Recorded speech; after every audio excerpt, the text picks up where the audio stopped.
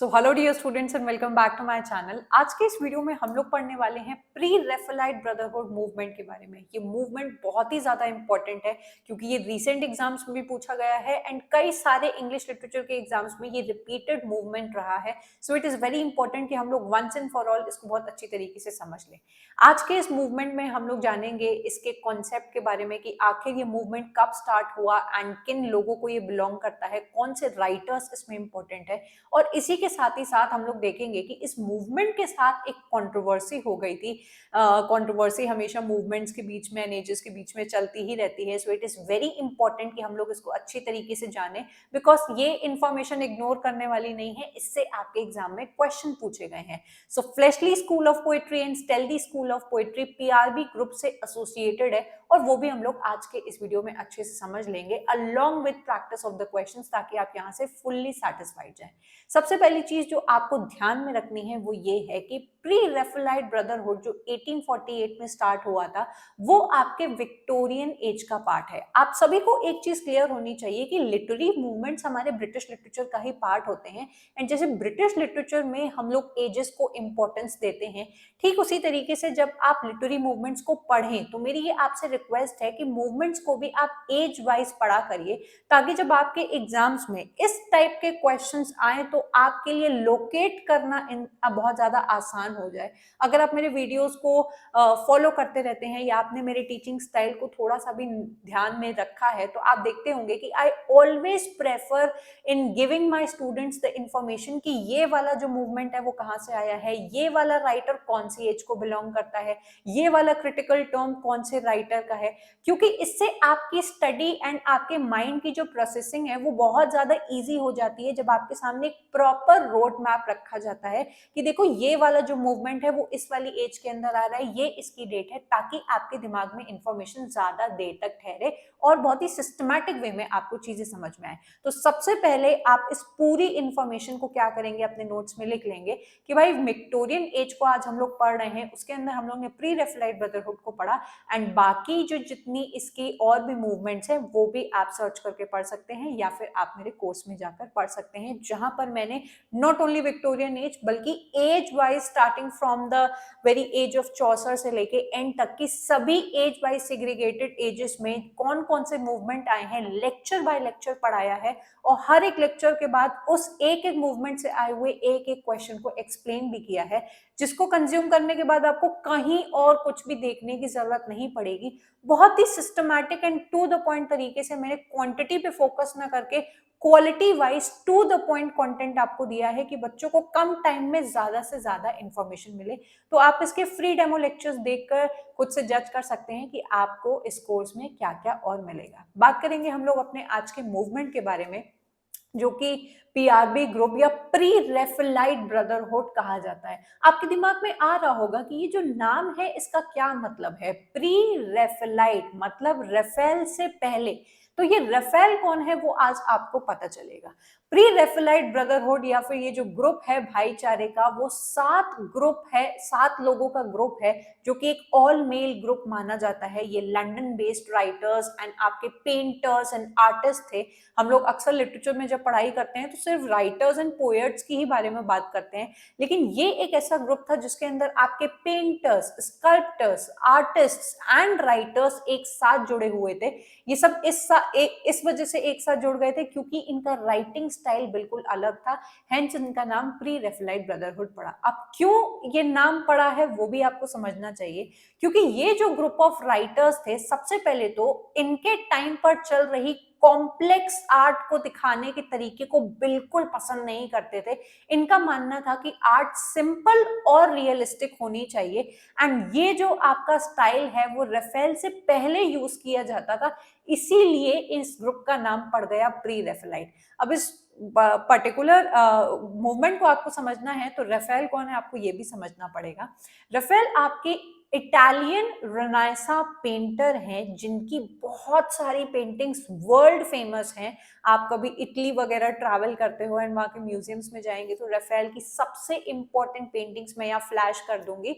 कुछ बहुत ही इनकी खूबसूरत पेंटिंग है, वो आपके उन म्यूजियम्स में दिखाई जाती हैं। तो I was watching some vlog and वहां पर उस पर्टिकुलर व्लॉगर ने बताया कि ये राफेल की पेंटिंग है, तो इट इमीडिएटली क्लिक मी, क्योंकि हम लोग लिटरेचर के स्टूडेंट्स हैं तो हम लोग को ये चीजें क्लिक करती हैं। सो राफेल क्या करते थे, वो आपकी पेंटिंग्स में आइडियलाइज्ड ब्यूटी को दिखाना पसंद करते थे। इस बात को समझिएगा डियर स्टूडेंट्स, एक होती है आइडियलाइज्ड सुंदरता, आइडियलाइज्ड ब्यूटी, और एक होती है रियल ब्यूटी। अब आप सब लोग एंड हम सब लोग आज के इस सोशल मीडिया के जमाने का पार्ट है, तो हम लोग समझते हैं कि जो हम लोग को बड़े पर्दे पे हीरो हीरोइन की बॉडीज और उनके ब्यूटीफुल स्टैंडर्ड जो हम लोग के सामने तय कर दिए गए हैं, वो है आइडियलाइज्ड ब्यूटी। कहने का मतलब कि एक इंसान की स्किन को ऐसा होना चाहिए, without any pimple, without any pores, without any pigmentation, तो इसको बोला जाएगा आइडियलाइज्ड ब्यूटी, जैसा आप चाहते हो कि होनी चाहिए। लेकिन क्या ये सच होता है? बिल्कुल भी नहीं। रियल ब्यूटी अपने फ्लॉज के साथ आती है, अपने लिमिटेशंस के साथ आती है, एंड वो रियलिस्टिक होती है, उसमें कुछ भी बनावटी नहीं होता है।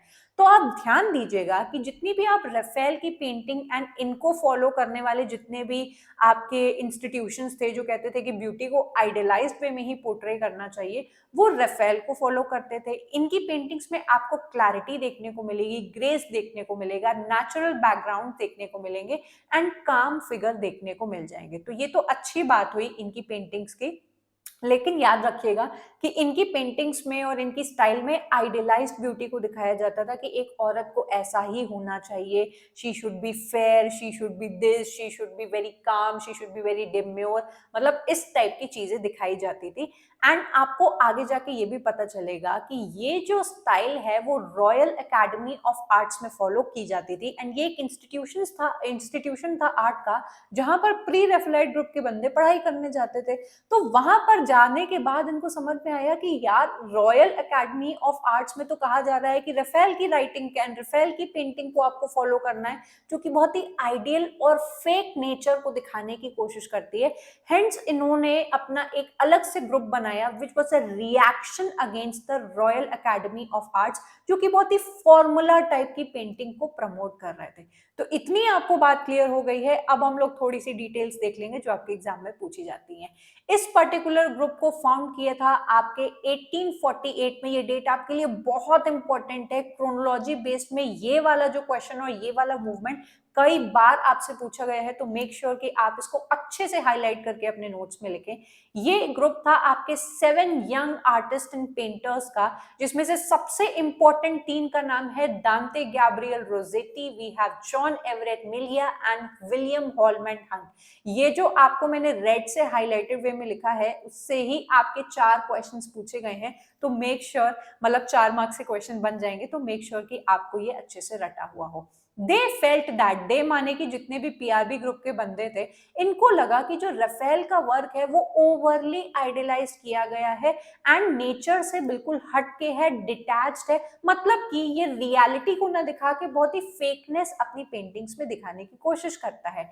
एंड हेंस ये जो ब्रदरहुड के बंदे थे, उन्होंने तय किया कि हम लोग जिस टाइप की पेंटिंग्स को बनाएंगे वो बहुत ही डिटेल्ड पेंटिंग्स होंगी, वो बहुत ही वाइब्रेंट कलर्स का यूज करती हुई पेंटिंग्स होंगी, एंड वो सिंबोलिज्म को दिखाने की कोशिश करेगी। और ये सभी जितनी भी आपके मैंने फीचर्स बताए, वो मिडीवियल आर्ट की पेंटिंग्स एंड मिडीवियल आर्ट की स्टाइल को बहुत ज्यादा इमिटेट करती थी। मिडीवियल माने आपके चौसर वाला टाइम, जिस टाइम पर आपके चौसर लिख रहे थे, उस टाइम पे हर चीज को बहुत ही ज्यादा रियलिस्टिक वे में दिखाया जाता था, बहुत ही अच्छा उनका डिस्क्रिप्शन दिया जाता था। आप अगर चौसर के वर्क्स को भी पढ़ेंगे तो आप इस बात से बिल्कुल अग्री करेंगे। एंड हेंस जितने भी प्री रेफेलाइट ग्रुप के बंदे थे, उन्होंने कहा कि भैया हम लोग तो रियलिस्टिक पेंटिंग बनाएंगे जो डायरेक्ट ऑब्जर्वेशन होगी हमारे नेचर की।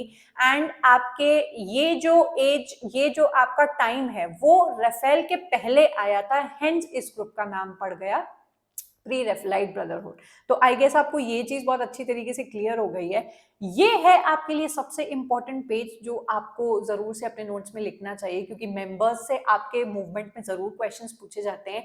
ये है 7 मेंबर्स जो आपको रटने पड़ेंगे। अगर आप 2-3 बार पढ़ेंगे और अपने नोट्स में लिख लेंगे, फिर क्वेश्चन आएगा तो आपको क्लिक करेगा। विलियम हॉलमन हंट हो गए, जॉन एवरेट मिलिया हो गए, Dante Gabriel Rossetti, William Michael Rossetti, James Collinson, Frederick George Stephenson, then we have Thomas Woolner जो आपकी डीजी रोसेटी की बहन भी थी, वो भी कभी कभी इस पर्टिकुलर मूवमेंट से एसोसिएटेड बताई जाती है। देखो एसोसिएटेड राइटर्स तो और भी आते चले जाएंगे, उसकी तो कोई गिनती नहीं है। ये हर राइटर पे डिपेंड करता है कि वो कौन से ग्रुप से एसोसिएट होना चाहे। जो बड़े बड़े मेजर नेम्स होते हैं वो मैंने आपको यहाँ पर प्रोवाइड कर दिए।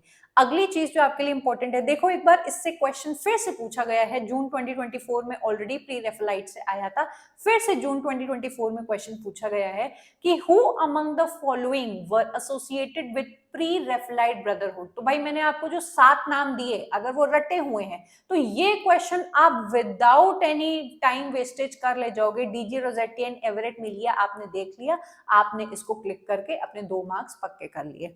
देन आपका अगली जो इंफॉर्मेशन है वो ये है कि ये जो आपका ग्रुप था वो रॉयल एकेडमी ऑफ आर्ट में लंदन में जो है पढ़ाई करने जाते थे। ये मैंने आपको ऑलरेडी बताया है। इस पर्टिकुलर इंस्टीट्यूट में कहा जाता था इमिटेट करने को the style and the composition of Raphael, जो कि इटालियन पेंटर थे। ये लोग क्लासिकल स्टाइल्स को फॉलो करते थे, माइथोलॉजिकल कैरेक्टर्स की पेंटिंग बनवाते थे, हिस्टोरिकल सब्जेक्ट्स के ऊपर बहुत ज्यादा ध्यान देते थे कि ये वाले राजा की कहानी मतलब पेंटिंग बनाओ, ये वाली आपको सीनरी बनानी है। बेसिकली प्री रेफलाइट ब्रदरहुड के बंदों को फील हुआ कि यार इन लोगों की पेंटिंग ना एक ही धड़ल्ले पे चल रही है, एक ही फॉर्मूला के ऊपर चल रही है, एंड उनके अकॉर्डिंग रफेल को फॉलो करने वाली जो आर्ट हो गई या इनके इंस्टीट्यूट में जो बताई जाती थी वो बहुत ही अनइंस्पायर्ड टाइप ऑफ आर्ट हो गई। इसी वजह से आपके पीआरबी ग्रुप ने रिजेक्ट किया आइडियलाइज्ड स्टाइल को और क्लासिकल थीम्स को, जो रॉयल एकेडमी में जम के बोली जा रही थी कि आपको बतानी ही अपनी पेंटिंग में करनी है। इन्होंने कहा कि भैया हम लोग अपने वर्क को ऑनेस्टी से दिखाना पसंद करेंगे, हम लोग उसमें इमोशनल डेप्थ डालेंगे, और सबसे इंपॉर्टेंट चीज, हमारे नेचर में फ्लॉज होते हैं, हमारे शरीर में, हमारी स्किन में, चारों तरफ आप देखेंगे तो कोई भी चीज परफेक्ट नहीं होती है, एंड इसी इम्परफेक्शन को ये लोग सेलिब्रेट करते हैं और अपनी पेंटिंग्स में दिखाने की कोशिश करते हैं। जहां पर शैडो आएगी तो ये वहां शैडो दिखाएंगे, बिना जरूरत के किसी भी पेंटिंग को ब्राइट दिखाने की या झूठा दिखाने की ये लोग कोशिश नहीं करते थे। जो भी ह्यूमन के और नेचर के फ्लॉज होते थे उसको ये लोग बखूबी अपने वर्क में दिखाते थे, और इसकी वजह से इनके साथ काफी सारी कंट्रोवर्सी भी हुई थी। टॉकिंग ऑफ कंट्रोवर्सी, इन राइटर्स को कहा जाता था as bad boys of Victorian Britain. आपको नाम सुन के बड़ा वो लग रहा होगा, क्योंकि हम लोग अक्सर बॉलीवुड वगैरह में बैड बॉयज उन लड़कों को बोलते हैं कि जो लोग पढ़ाई नहीं करते हैं या बहुत शैतान होते हैं, गैंगस्टर टाइप के लड़के होते हैं, उनको हम लोग बैड बॉयज बोलते हैं। तो यहाँ पे इनको विक्टोरियन एरा में बैड बॉयज क्यों कहा गया उसका आप रीजन समझ लीजिए, क्योंकि इसी पे ही कंट्रोवर्सी बेस्ड है। They defined new brand of female beauty. मैंने आपको पहले बताया कि रफेल जो थे वो आइडियलाइज्ड ब्यूटी को दिखाते थे, चाहे फीमेल को चाहे नेचर को, एंड आगे आने वाले जितने भी आपके पेंटर्स हुए जो रफेल को फॉलो करते थे वो भी इसी टाइप की पेंटिंग्स को दिखाते थे। आइडियलाइज्ड फीमेल को आप जब दिखाओगे तो आप उसको किस तरीके से दिखाओगे, बड़ी सुंदर सी उसकी बॉडी आप दिखाओगे, मतलब कि आप उसके अंदर किसी भी कमी, किसी भी खामी, उसके चाहे कैरेक्टर में, चाहे उसकी स्किन में, चाहे उसके फीमेल बॉडी में किसी भी तरीके की खामी आप नहीं दिखाओगे। आप एक ऐसा प्रतिबिंब उसका बना के दिखाओगे, उसकी एक ऐसी इमेज दिखाओगे जो सबके लिए बहुत ही ज्यादा ब्यूटीफुल है एंड एक्सेप्टेड है। लेकिन आपके जो पीआरबी ग्रुप के बंदे थे वो औरत को एक ऐसे रूप में दिखाते थे जो उस टाइम की एक्चुअल इमेज थी। अब मैं आपको थोड़ा सा हिस्ट्री से कनेक्ट करना चाहूंगी, क्योंकि इसी वे में आप समझ पाएंगे कि विक्टोरियन एरा के टाइम तक आते आते आपका इंडस्ट्रियल रेवोल्यूशन बूम करने लगा था एंड बहुत ज्यादा फैल गया था। उस टाइम पे सिर्फ और सिर्फ आपके मेल्स ही नहीं बट फीमेल्स भी अपनी राइट्स के बारे में बात करने लगी थी, अपने इकोनॉमिकल स्टेटस के बारे में बात करने लगी थी, एंड पैसा कमाने के लिए वो किसी भी हद तक जा रही थी, या फिर अपना रोजी रोटी पालने के लिए एंड अपने सर्वाइवल के लिए दे वर चूजिंग एनी XYZ फील्ड्स। तो वो प्रोस्टिट्यूशन में भी जा रही थी एंड इसी प्रोस्टिट्यूशन को इन्होंने पीआरबी ग्रुप के बंदों ने अपनी फीमेल कैरेक्टर्स या फिर फीमेल पोर्ट्रेट में दिखाया है कि ये लोग फीमेल के न्यूड्स भी बना रहे हैं एंड फीमेल अगर पैसे लेकर किसी भी पर्टिकुलर अमीर मेल घर में जाकर she is selling herself और whatever she is doing उसकी पूरी पोर्ट्रेट ये लोग बना देते थे, तो जिसकी वजह से इनकी विक्टोरियन एरा में बड़ी बदनामी होने लगी थी। क्योंकि अगर आपने ब्रिटिश लिटरेचर को पढ़ा है तो विक्टोरियन एरा अपने स्ट्रिक्ट रूल्स एंड मोरालिटी के लिए बहुत ज्यादा फेमस है, इसीलिए इनका नाम पड़ गया bad boys of Victorian era, क्योंकि ये सेक्सुअली एम्पावर्ड वुमेन को दिखाते थे जो कि एक्चुअल में रियल वर्ल्ड के सिनेरियो को दिखा रहा था। वो किस तरीके से जीती हैं, वो हमेशा सुंदर नहीं दिखाई देती हैं, वो फटे पुराने कपड़े भी पहनती हैं, उनके चेहरों पर झाइयां भी हैं, पिगमेंटेशन भी है। Every flaw of human and nature को बखूबी दिखाते थे आपके पीआरबी ग्रुप के बंदे, और इसीलिए ये लोग बन गए थे बहुत ही bad boys of Victorian era. I hope ये पॉइंट आपका क्लियर होगा। एंड इसी पॉइंट से बड़ा जलन खा के या जिन लोगों को नहीं पसंद आई, स्टार्ट हो गई एक कंट्रोवर्सी। रॉबर्ट बुचनन नाम का एक बंदा आता है, वो आपकी एक मैगजीन में जिसका नाम है द कंटेम्प्ररी रिव्यू एक आर्टिकल पब्लिश करते हैं by the name of fleshly school of poetry, जिसके अंदर ये डायरेक्ट टारगेट करते हैं आपके DG Rossetti, AC Swinburne and William Morris को, ये कह के कि इन्होंने बहुत ज्यादा इरोटिक एंड सेंशुअस इमेजरी का इस्तेमाल किया है अपनी पेंटिंग्स में और यूथ को करप्ट करने की कोशिश की है। फ्लेशली स्कूल इसका नाम क्यों लिखा है, आप ध्यान से अगर समझेंगे, आप जब भी किसी शरीर को देखते हैं, फ्लैश माने कि हमारी जो चमड़ी होती है, मतलब कि एक इंसान की बाहरी सुंदरता या बाहरी दिखावट के ऊपर जब आप बहुत ज्यादा फोकस कर देते हो, दैट मीन्स कि आपका सारा ध्यान उसकी फ्लैश पे है। आपने बहुत सारे मोटिवेशनल गुरुज एंड बाबा को देखा होगा कि वो कहते हैं कि भाई शारीरिक सुंदरता पे ना जाके मन की सुंदरता पे जाओ। So by this point they are saying कि फ्लैश में ये जो चमड़ी है उसकी गोरेपन या फिर उसकी सुंदरता में ना आपको जाके अंदर के मन की सूरत नहीं सीरत देखनी चाहिए। You all are aware of that fact.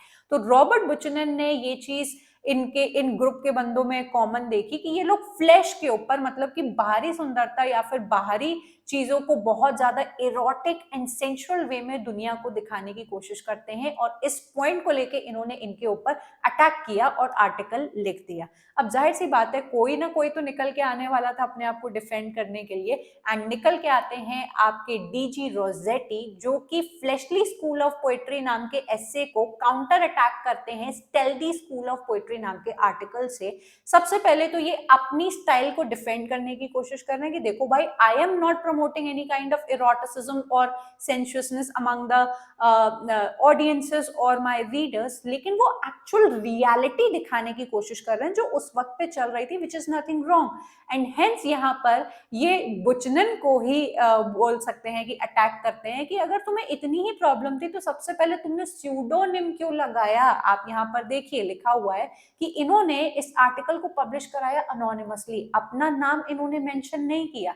तो स्टेल्दी का मतलब होता है कि चोरी छिपे कोई काम करना, हेंस इन्होंने आर्टिकल अपना पब्लिश किया कि स्टेल्दी स्कूल ऑफ पोएट्री, जिसके अंदर इन्होंने सबसे पहले तो अपने आर्ट को डिफेंड किया और बाद में ब्यूचनन के स्यूडोनिम को यूज करने के लिए काफी अटैक किया और क्रिटिक किया कि भाई हिम्मत है तो अपने नाम से आते ना, समथिंग लाइक दैट। ठीक है, यहाँ पे खत्म होता है हमारा आज का ये मूवमेंट। आई होप आपको क्रिस्टल क्लियर हो गया होगा, आपके मन में किसी भी तरीके का कंफ्यूजन नहीं बचा होगा। मैंने इतनी आसान तरीके से आपको समझाया है।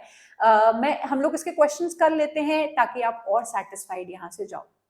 Who among the following in the article Fleshly School of Poetry attacked pre-Raphaelites, especially D.G. Rossetti? अक्टूबर 2022 का क्वेश्चन है, रिसेंट ही हम लोग इसको बोलेंगे।